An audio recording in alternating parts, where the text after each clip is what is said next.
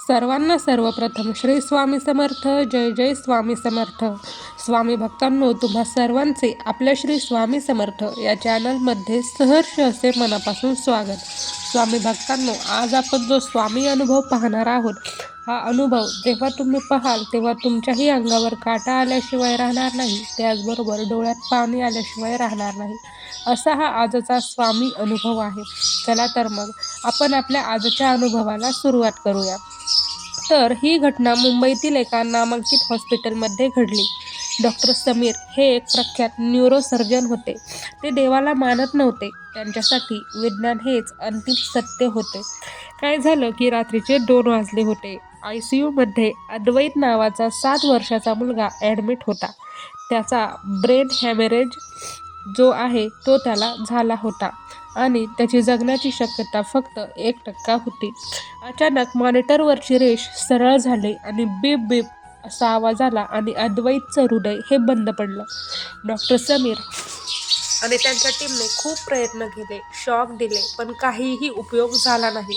शेवटी रात्री 2:15 डॉक्टर समीर यांनी अद्वैतला डेड म्हणजेच मृत घोषित केले. त्यांनी अद्वैतच्या अंगावर पांढरी चादर ओढली आणि ते बाहेर जाऊन पालकांना सांगणार होते. पण अद्वैतची आई, जी एक निश्चित स्वामी भक्त होती, ती धावत ICUमध्ये घुसली. तिने डॉक्टरांचे पाय धरले. डॉक्टर, फक्त 5 मिनिटे द्या, त्याला नेऊ नका. माझे स्वामी त्याला काहीही होऊ देणार नाहीत. डॉक्टर समीर हे चिडले आणि ते अद्वैतच्या आईला म्हणाले की विज्ञान हे भावनेवर चालत नाही. तुमचा मुलगा गेलाय, प्लीज आम्हाला आमचं काम करू द्या. पण त्या मातेचा आक्रोश बघून डॉक्टरांनी फक्त 2 मिनिटे तिथे थांबण्याची परवानगी दिली. त्या आईने आपल्या पर्समधून स्वामींची उदी काढली. थरथरत्या हाताने ती उदी अद्वैतच्या कपाळावर लावली आणि त्याच्या कानात जोरात म्हणाल्या, भिवू नकोस, मी तुझ्या पाठीशी आहे. बाळा उठ. स्वामी आलेत. आणि त्याच क्षणी ज्या मॉनिटरवरची रेष सरळ झाली होती, म्हणजेच फ्लॅटलाईन झाली होती, त्यावर अचानक एक स्पाईक आली आणि बीप बीप असा आवाज 3 वेळा झाला आणि हृदयाचे ठोके अद्वैतच्या पुन्हा सुरू झाले. डॉक्टर समीर यांना आपल्या डोळ्यांवर विश्वास बसेना.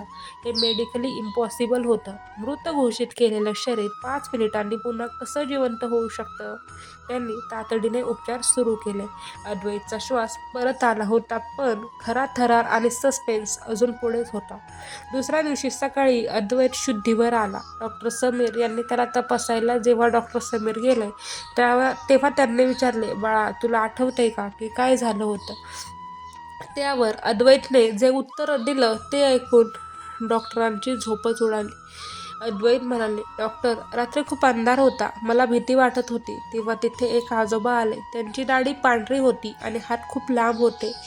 म्हणजेच त्यांनी माझ्या डोक्यावर येऊन हात फिरवला आणि म्हणाले, चल उठ, तुला काहीच झालं नाही. डॉक्टर, ते बघा, त्या आजोबांनी मला जाताना ही खडी साखर खायला दिली. अद्वैतने आपली छोटीशी मूठ उघडली आणि डॉक्टर समीर अवाक झाले. ICUमध्ये बाहेरच्या वस्तूंना सक्त मनाई असते. तिथे कोणालाही जाता येत नाही. तरीही अद्वैतच्या मुठीत एक मोठा खडीसाखरेचा खडा होता. आणि सर्वात भयानक गोष्ट म्हणजे जेव्हा डॉक्टर समीर यांनी रात्रीचे CCTV फुटेज चेक केले, तेव्हा त्यांना दिसले की अद्वैतच्या बेडजवळ कोणीच नव्हतं. पण बरोबर 2:17 जेव्हा अद्वैतच्या हृदयाचे ठोके परत सुरू झाले, तेव्हा फुटेजमध्ये अद्वैतच्या डोक्यावरची चादर ही आपोआप खाली सरकली होती आणि अचानक त्याच्या कपाळावर उदी लावल्यासारखा डाग उमटला होता.